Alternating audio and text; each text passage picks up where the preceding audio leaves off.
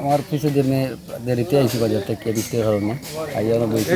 4:35 এর সময় আমি গেছি পিছিয়ে দিয়ে উড়াই লেম্বু গাছ ঘুরতে আমি খারাপ হয়েছি খারাপ সময় একটা শব্দ করছে আমি তো ছোটো গাছও পড়ছে পরে দেখছি না কিছুটা মাটি পড়ছে অনুপড়াত আমার ফ্যামিলির মানুষরাই আমি ডাক দিছি তারা দরজা খুলছে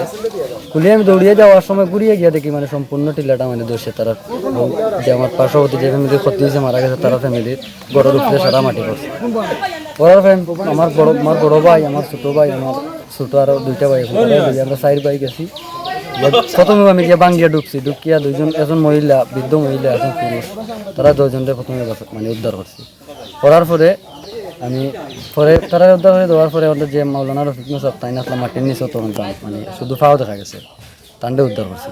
করিয়া তান মেয়ে আসিল বইন আসিল ছোটো একটা বাচ্চা আসিল তারা উদ্ধার করিয়া